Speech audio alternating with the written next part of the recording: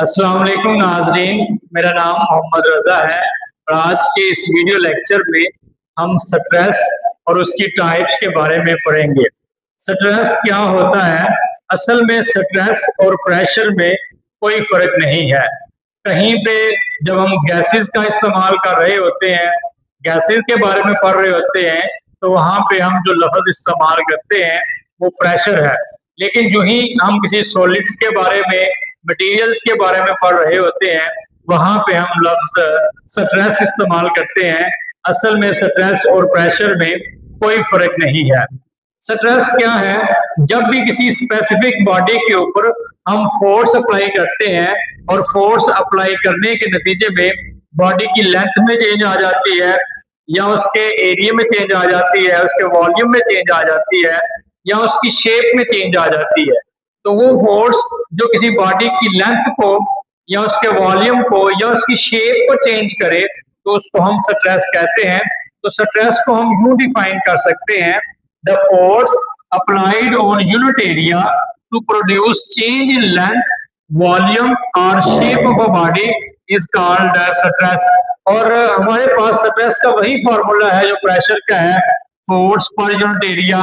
तो लिहाजा इसका यूनिट भी सेम है।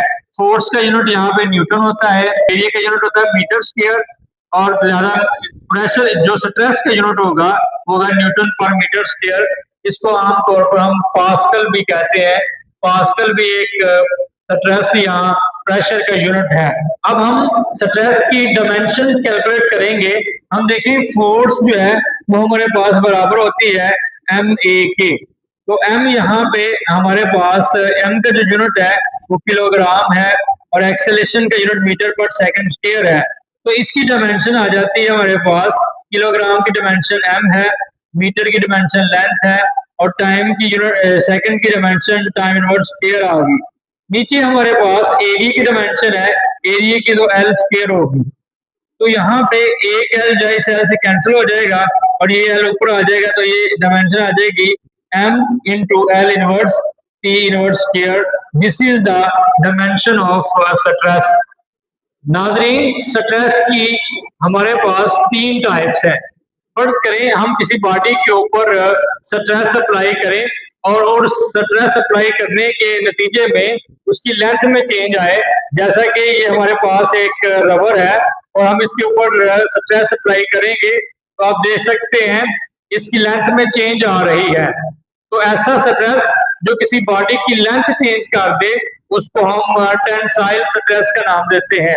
तो टेंसाइल स्ट्रेस को यूं डिफाइन करेंगे: the stress which changes the length of a body known as tensile stress.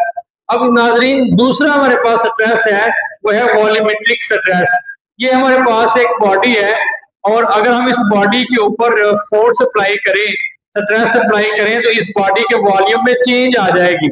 जाहिर बात है यहाँ पे तो मैं कम फोर्स लगा रहा हूँ, अगर मैं बहुत ज्यादा फोर्स अप्लाई करूँ तो इसका वॉल्यूम चेंज होगा। तो वो जो चेंज इन वॉल्यूम प्रोड्यूस कर रहा है स्ट्रेस, उस स्ट्रेस को हम वॉल्यूमेट्रिक स्ट्रेस कहते हैं। हम इसको यूं डिफाइन करेंगे: the stress which changes the volume of a body known as volumetric stress.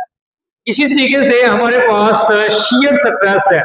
फर्ज करें ये एक बॉडी है और हम इस बॉडी के ऊपर स्ट्रेस अप्लाई करते हैं और इसकी शेप में थोड़ी सी चेंज आ गई है। जैसा कि आप देख रहे हैं ये थोड़ा सा बेंड हो चुका है।